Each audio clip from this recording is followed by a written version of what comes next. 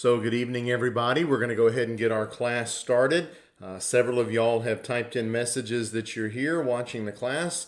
It's good to have you here this evening. I recognize that some folks are not actually on Facebook, but are watching this anyways. And of course, if you're not on Facebook, you can still watch the video, but you won't be able to make any comments. And so I know there are at least a couple of folks that are not on Facebook that are joining us this evening as we have this class. Tonight we have our 9th lesson in this series. That's a little bit hard for me to believe that we have been doing this for 9 weeks now in a row. This is normally a class that I teach in the building in about 26 lessons. We're not going to have 26 because I've already condensed it a little bit, but we're in lesson number 9 this evening. We're going to be talking about the rise of Rome. And so if you are on Facebook and you are watching with us and you have a comment or a question that you'd like to see addressed, please go ahead and you can write that into the comment section there on Facebook Live. And I'm going to be looking from time to time at that, and hopefully we'll catch that question and go ahead and answer that for you. We're going to be talking this evening about one of those historical periods. Again, we've covered a lot of history up to this point in time in these series of Bible classes. We kind of got away from that last week because we talked about Daniel's prophecies. Tonight we're going to go back to that historical overview because there's some history we still need to talk about in order to lay the foundation work for some of the things we're going to be talking about later in the class. Remember, when we talk about the intertestamental period, we're talking about history that is, generally speaking, not our history. It's not history that we're particularly familiar with, but it's history that's important for getting us from the Old Testament to the New Testament. Because it's not our history, if you will, I think it's important for us to spend some time talking about these things. Now, having said that, we talk about the rise of Rome. This is probably getting into history that, although it's not our history as Americans, it's probably history that we're a little bit more familiar with because we do tend to talk about Rome a lot in the context of New Testament studies. And of course, you've studied that in school and world history.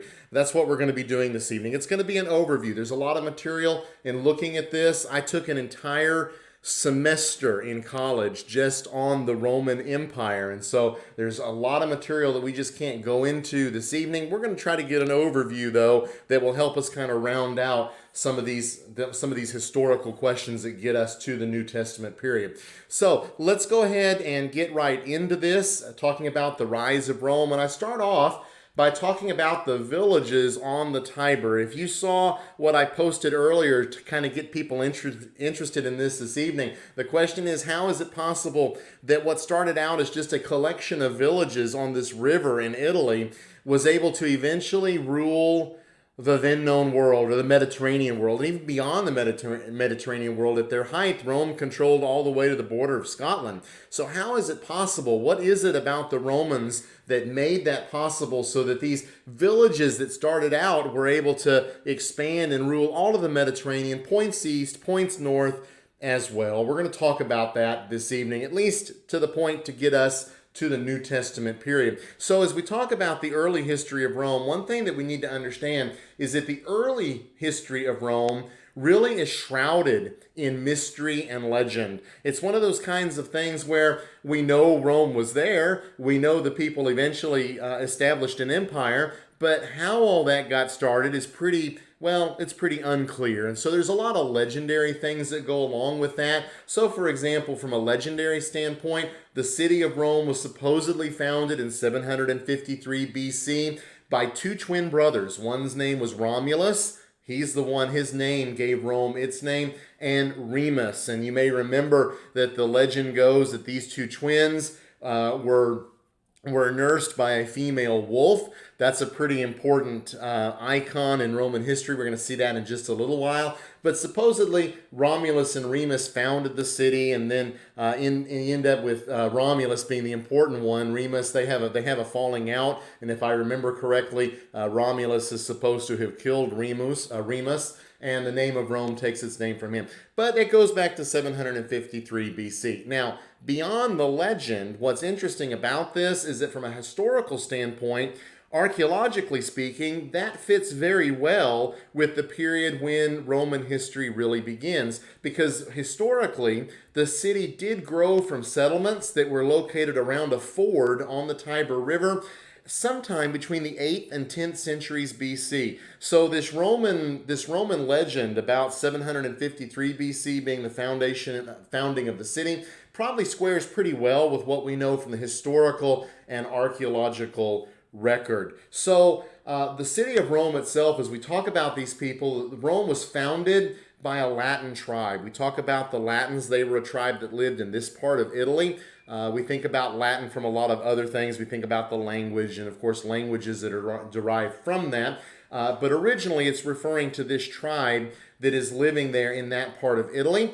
And what's interesting also about this is this Latin tribe that founds the city of Rome is actually bordered on their north by more powerful neighbors. And those more powerful neighbors were a people called the Etruscans. If you're familiar with the regions of Italy today, maybe you've heard of Tuscany. If nothing else, maybe you've gone to an Olive Garden restaurant and there's a dish on there that says a taste of Tuscany. Tuscany is named for the Etruscans. It's the heartland, or it was the heartland of where these people were located. So let's go ahead and pull up a map. This is a map of central and northern Italy in about the year 750 BC. And you will notice there in the lighter green, let me see, I'm going to get my highlighter up here so we can look at that. In this lighter colored green, you have the Latins that are located down here. And of course, Rome is right there on the Tiber River.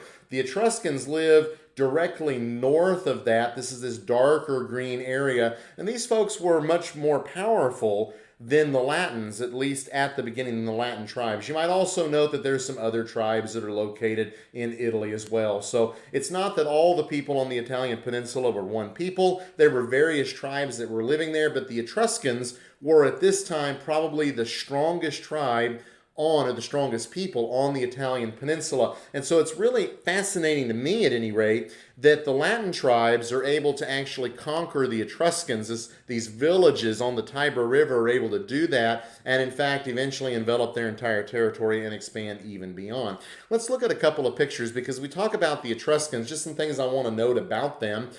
This is an artifact called the Cippus Paracenus. It's located in the National Archaeological Museum of Perugia in Italy, and it is one of the longest inscriptions in the Etruscan language. What's interesting about that is the Etruscan script that you see there on that artifact is derived from the Greek script, and eventually the Latin script is derived from the Etruscan script. And so you may remember in previous classes, and we're going to talk about this a little bit this evening as well, that there were a whole lot of Greeks that were living south of the Latins. They were living in southern Italy, and they were living in Sicily. So the Etruscans had contact with them. Their writing script is derived from the Greek script. And then the Latins, the Romans, derived their Latin script from the Etruscan script. And of course, we understand that our alphabet today is derived also from the Latin script. And so ultimately, when you look at this, what you're looking at really is the history of our written language as well.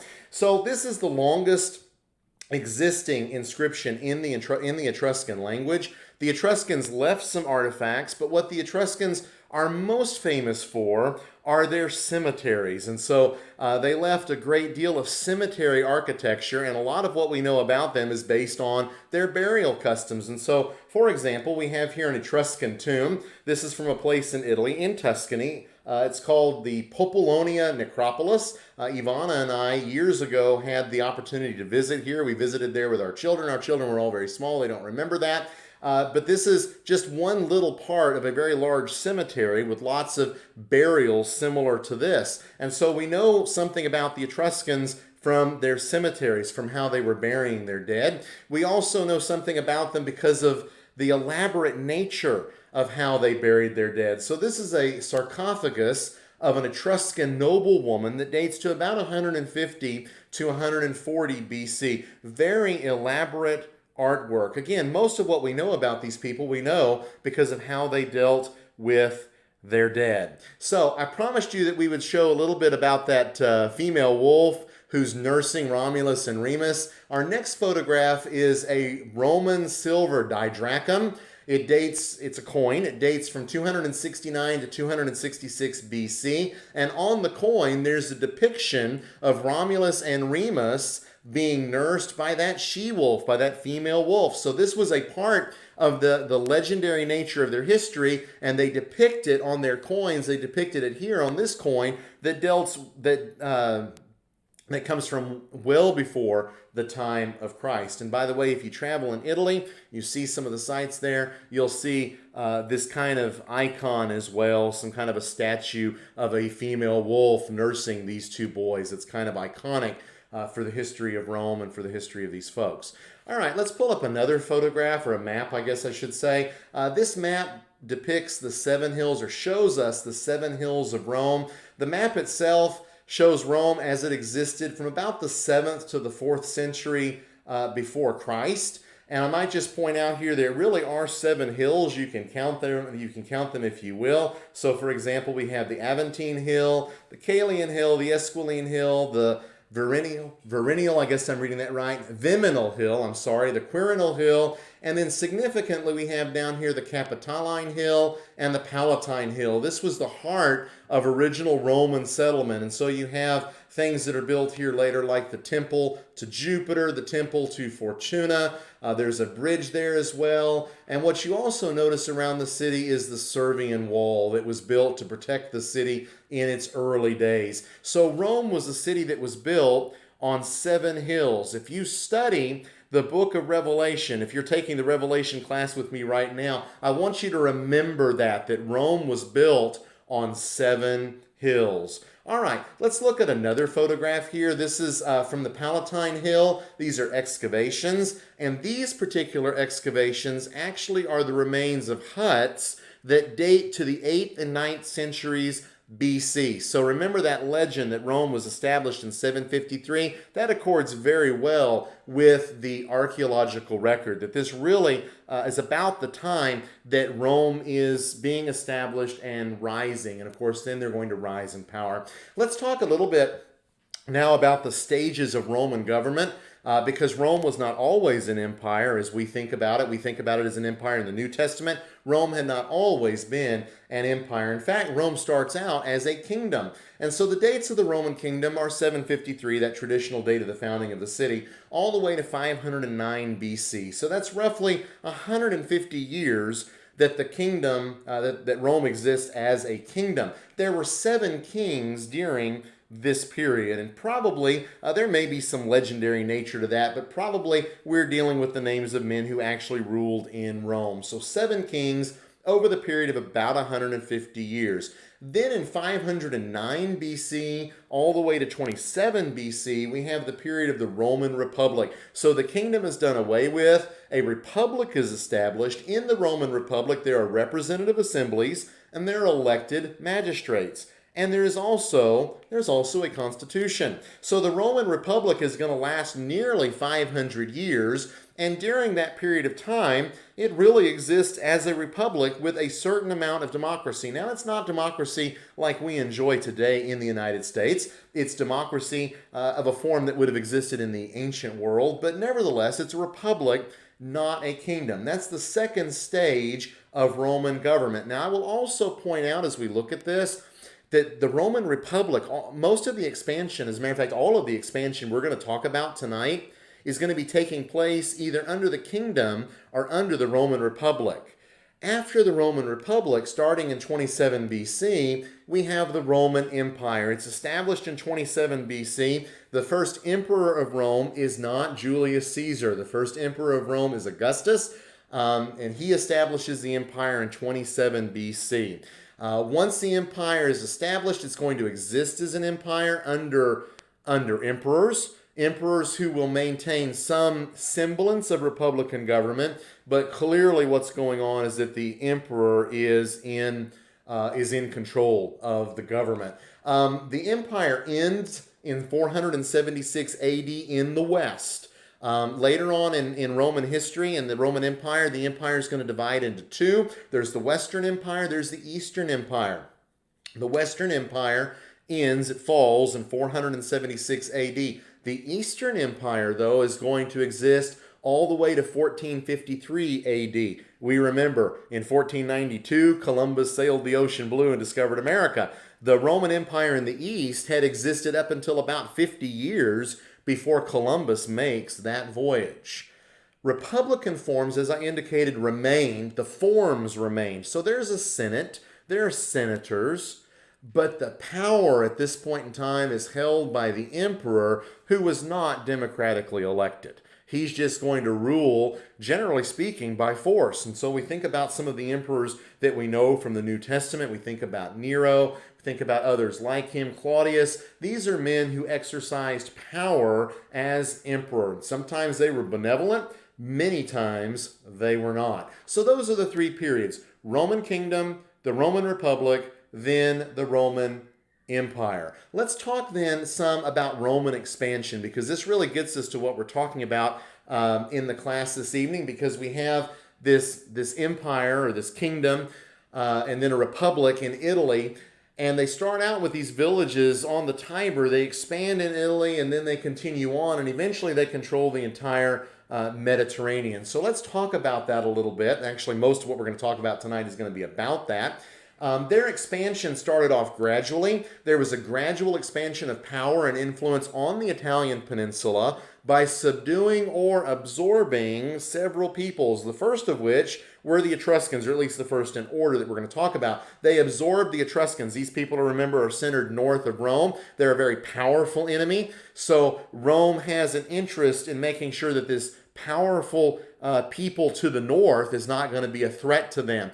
They also expand their power and influence by conquering the Greek colonies of southern Italy and Sicily. We've talked about them earlier in the class as well. So you've got all these Greek colonies that are there. The Romans are able to conquer them also. They also conquer some of these other nearby tribes and cities that are not either Etruscan or Greek, but are there. And so the Romans are able to consolidate their power and continue on, and are able to gradually take all of the Italian peninsula. As we look at the Roman expansion, though, one thing that we need to note is that that expansion was not an undefeated advance like Alexander the Great succeeded in maintaining. You may remember when we talked about Alexander. Alexander goes east, then he goes south, then he goes east again. Everywhere that Alexander goes, he is undefeated. He never loses a battle. The entire time that he's alive, until his death, he never loses a battle. Of course, when he dies of illness or possibly of poisoning. He doesn't die in battle. He never loses a battle. Roman expansion is not like that at all. In fact, Roman expansion was interspersed with defeats. There were going to be some significant defeats. So, for example, there's a significant defeat in Italy at Cannae in 216 BC. We'll talk about that later in the class. There's also another defeat in 9 AD, that's already the New Testament period, at the Teutoburg Forest, where they are fighting against Germanic tribes, and a legion, maybe even two legions, are completely wiped out in the Teutoburg Forest. And so the Romans, as they're advancing, as they're expanding their empire, they do face defeats. But what's interesting about these folks is that their advance is tenacious. Even when they lose, they keep right on coming. They keep right on expanding their empire. Yes, there's a setback. It may take us a while to recover from that, but we're going to keep on going. They don't give up. That's something that is significant about the Roman character. And so when we find, you may remember from an earlier class, Antiochus IV, the Seleucid king, goes down to Egypt. The Roman ambassador meets him there and says, hey, it is not the will of Rome that you mess with Egypt. And Antiochus bends his will to that and goes back and doesn't continue his plans in Egypt, because he recognized that if he comes into conflict with Rome, it's going to keep going and going and going until they're defeated. So their advance is tenacious. Let's talk a little bit about those Greeks. We've seen a similar map to this before. The green shaded areas over here in southern Italy and also Sicily. Don't pay attention to the pink. We'll talk about that in a minute. But these green shaded areas are actually areas of Greek settlement in southern Italy and Sicily. These were Greeks that had been colonized there from main area of Greece. And so Rome was going to take care of them. Might just point out here that you see that town there, Neapolis. Neapolis is known today as Naples. And so Naples was originally a Greek city. and then, of course, it's absorbed by the Roman Empire. Let's look at a photograph here. This is, there are two temples in the picture. They're the temples of Athena and Poseidon. They're located at a place called Paestum, Italy. This was a Greek settlement. It's outside of Naples. It's south of Naples. You can go there today and see these magnificent temples. They date to about 500 BC. So before the time of the Romans though are going to absorb all of this area by conquering the Greeks. Now what's interesting about that, just throw this in here, is that Rome conquers Greece from a political standpoint, from a military standpoint, but it is Greek culture and religion and philosophy that will conquer Rome. So we talk about the Greco-Roman world. That's really pretty accurate because Rome absorbs a lot of Greek culture, Greek religion, Greek philosophy, adjusts it to its own reality, makes it its own, but it leaves a stamp on Roman history and Roman society. So you have this intermingling between the Greeks and the Romans here in Italy. It's going to be accelerated later as Greece itself is actually conquered by the expanding Roman Republic. All right, so that's the Etruscans who we've talked about and the Greeks that we've talked about. But Rome has got another powerful enemy. And as Rome consolidates its power in Italy, it looks to the Mediterranean. And the problem with the Mediterranean is that there's some other people out there that Rome's going to have to deal with. Very specifically, they're going to have to deal with a people called the Carthaginians. And they're going to do that in a series of wars that are called the Punic Wars. This is one of those quirks in history that we don't call it the wars with Carthage. We call it the Punic Wars. That word Punic comes from the Latin name for the people of Carthage, and it came into English from Latin. That's what the Romans called these people of Carthage. Well, Carthage was a former Phoenician colony which had expanded to form its own empire, and it is located in North Africa. So you may remember the Phoenicians from biblical history, from Old Testament history. These are the folks up there in Tyre and Sidon that have these fantastic ships. They have a fantastic maritime empire. They formed colonies throughout the Western Mediterranean.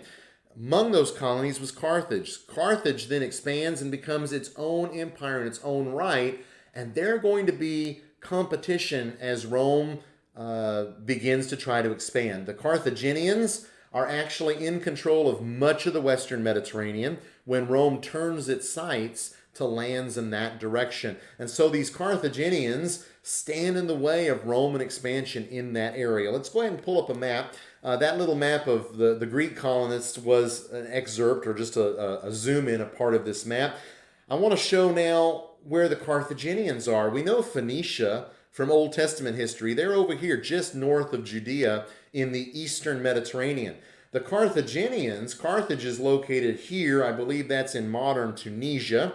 All of these purple areas that are shaded are actually areas where they've established their settlements all along the coastline of northern Africa, the coastline of Spain, the Balearic Islands, also part of Sardinia, and also part of Sicily. So the Phoenicians are in all of these areas, and they control the ocean. Rome is up here. Rome has expanded its power in the Italian peninsula. Now they want to go elsewhere, and in order to do that, they're going to have to deal with Carthage. They do that in a series of wars, again called the Punic Wars. All right, let's pull up a photograph. This is of the ruins of Punic Carthage. Carthage was rebuilt later. It became a Roman city later.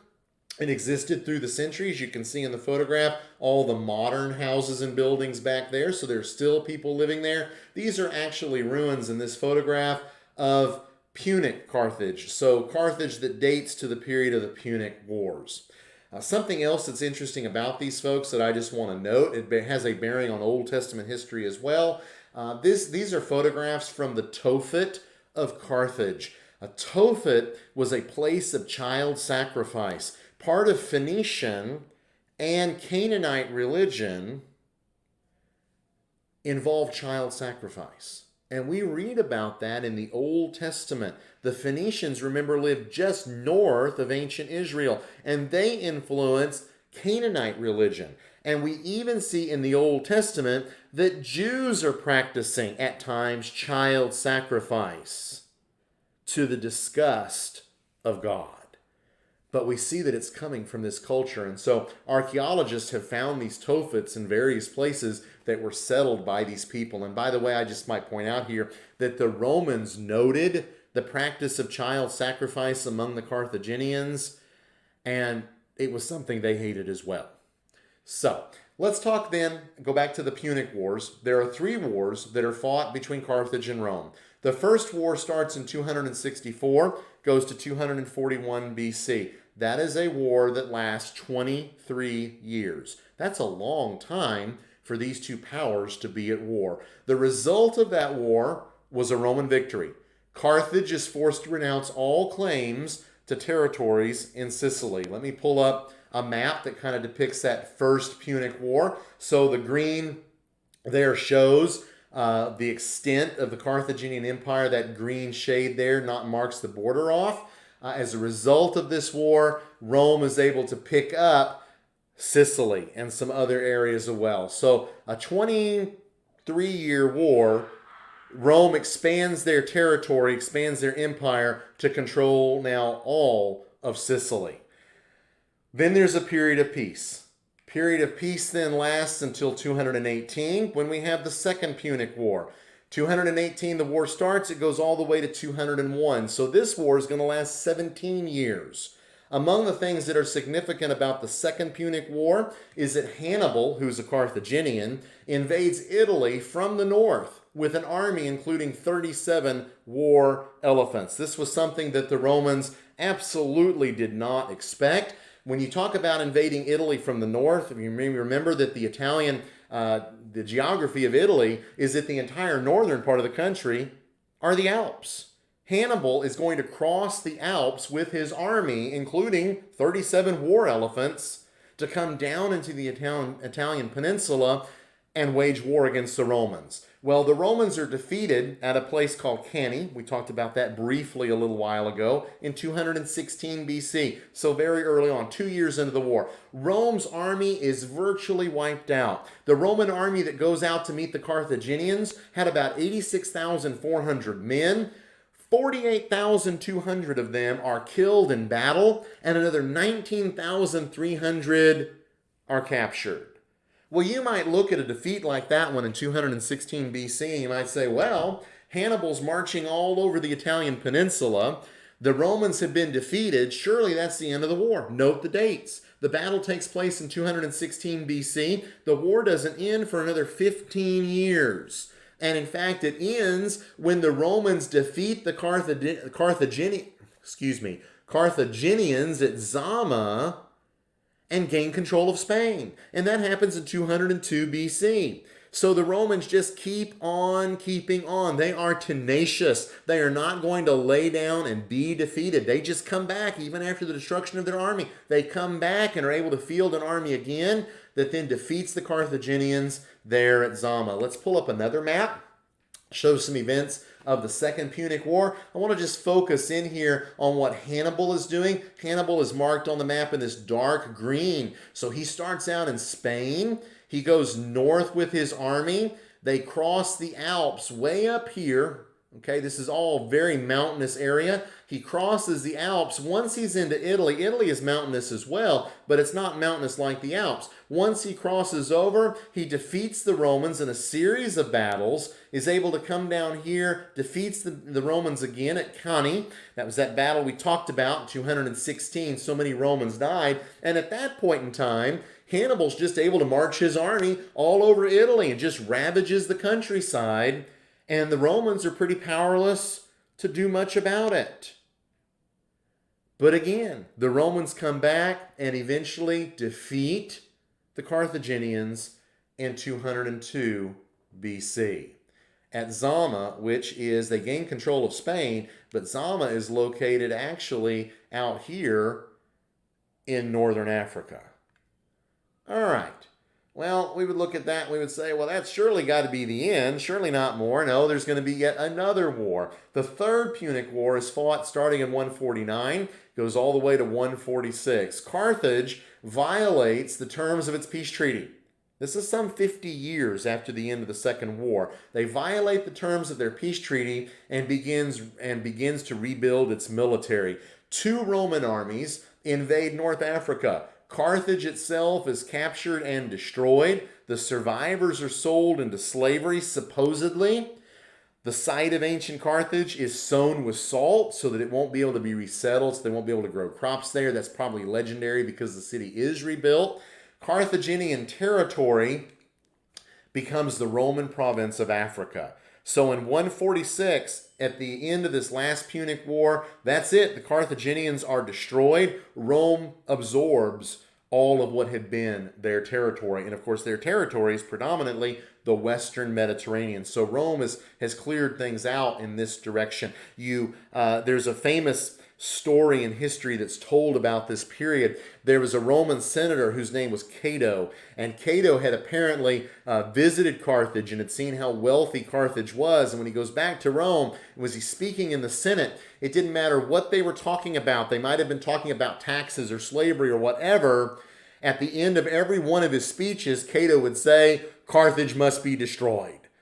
The idea was he was trying to convince the Roman Senate to go to war against Carthage because he recognized the danger that Carthage still posed to Rome. And of course, Rome eventually does that. It finds an excuse. Carthage violates the terms of its peace treaty. They're able to go to war. So that's the Punic Wars involve all this expansion to the west. But when we think about the Roman Empire, we usually think about the Roman Empire in the east. And so Rome also expands in the east in a series of wars. The first of those is called the First Macedonian War. It's from 214 to 205 BC. Philip V of Macedon is allied with Carthage. Carthage is still on the map at this point in time. They ally themselves with the Macedonians. This particular war ends indecisively in Macedonia. Obviously, Carthage is defeated in the Second Punic War, but here in Macedonia, it's pretty indecisive. So a little bit of period of peace follows. Then we have the Second Macedonian War in 200 BC all the way to 196 BC. Fearing an alliance between Philip V and Antiochus III, who is Seleucid, we've talked about him before, Rome declares war. And 197 BC, Macedon is defeated, Greece is declared quote-unquote free, and Rome withdraws. Now, it's interesting to me, we talk about the fact that Greece is declared free. Tacitus, later, he's a Roman historian, will quote a Germanic chieftain who supposedly said that Rome makes a desert and calls it peace. And to a very real extent, that really explains very well the Roman outlook. When Rome went to war, Rome would work towards absolute victory. And we're going to see that later in history when they deal with the Jews during the Jewish revolt, that they're going to go along and they're going to mop up every little vestige of rebellion. They're going to make a desert and call it peace. So Greece is declared quote-unquote free. They're not really free. Rome withdraws its army. Following that, then, we have what's called the Roman-Syrian War, 192 to 190 BC. Antiochus III, that Seleucid king, invades Greece. Rome invades Greece in response. Kind of have to feel sorry for the people in Greece, don't you? Because they're getting invaded from two different directions. Rome then invades Asia Minor, defeats Antiochus at the Battle of Magnesia. As a result of that, the Seleucids lose all territories north of the Taurus Mountains. That means they basically lose all of Asia Minor. The son, Antiochus III's son, is sent to Rome. That's Antiochus IV. He's sent to Rome as a political hostage, and he stays there until 177 BC. We talked about Antiochus IV earlier in the class. We talked about the Seleucid interaction with the Jews. Following the Roman-Syrian War, then we have the Third Macedonian War. Goes from 172 to 168 BC. It is a Roman victory. Macedonia itself is now divided into 4 puppet kingdoms, all of which are under Roman control. Then we have the Fourth Macedonian War. That goes from 150 to 148 BC. In Macedonia, there is a popular uprising. Rome invades again, defeats the rebels, and at this point in time, Macedonia becomes a Roman province. The Achaean League, which is a league of Greek cities, declares war on Rome. The league is defeated in 146 BC, and Corinth is raised as an example. When we talk about Corinth in the New Testament, the Corinth that exists in the New Testament is a later city. Greek Corinth was razed to the ground in 146 BC, and a Roman colony is built in its place that also had the name Corinth. Now, what I want us to note about this is that the Third Punic War, the Fourth Macedonian War, the war with the Achaean League are all happening at the same time. Rome is carrying out 3 wars in 2 general areas, because the Achaean League and the Macedonians are in the same general area. The Punic War is taking place in North Africa, and Rome is able to defeat every single one of those enemies. Their advance is tenacious. Let's pull up another map. We're just about done with this class this evening. We're not going to go quite as long as we have typically done. This is a map of the Roman Empire in 133 BC. And so the dark pink here represents Roman provinces. So Spain, this area of southern France, all of Italy, of course, parts of North Africa, Sardinia and Corsica, all along the Adriatic Sea, and then down into Greece and into Turkey, Western Turkey, I guess I should say, Western Asia Minor, and Crete are all Roman provinces. Outside of Rome, you have these other areas over here that are puppet kingdoms to a certain extent. You have the Seleucid Empire stretching right here. You have the Ptolemaic Empire down here. These are significant because during the same period, you may remember from our earlier history, the Seleucids are going to face a rebellion down here from the Jews. And the Jews are going to establish an independent kingdom under the Maccabees. That's the Hasmonean dynasty. And the Seleucids are going to be dealing with them. And eventually, all of this is going to be absorbed into Rome as well. But in 133 BC, the Roman Empire is this area right here. Now, by the time Rome reaches its greatest extent, it's going to stretch all the way to the border of Scotland, all the way north to where it encounters their Germanic tribes and is able to expand farther than that. And of course, Egypt is all going to be a part. All of this area is going to be a part as well, out to about right here. But that's going to be later in the class. So I hope that this has all been, I know it's been a lot of information, but I hope it's all allowed us to kind of follow the flow of history. I want to point out that the maps in this presentation are courtesy of the maparchive.com. They've got a lot of great maps, and I've used several of them this evening. What we're going to talk about next week on Thursday is we're going to talk about Judea under Roman rule. So I'm going to go back real quick to that map. Remember, at this point in time in 133 BC, at the end of these wars that we've talked about, Judea is not under Roman control. But it will be by the time we get to the New Testament. So what we're going to do next week on Thursday is we're going to talk about how that happened. Thank you again for tuning in this evening. Next Thursday night at 7 p.m., we're going to continue on in this class.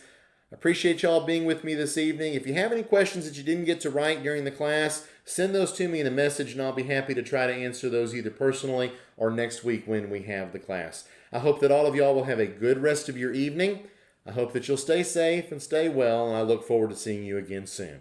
Thank you, and good night.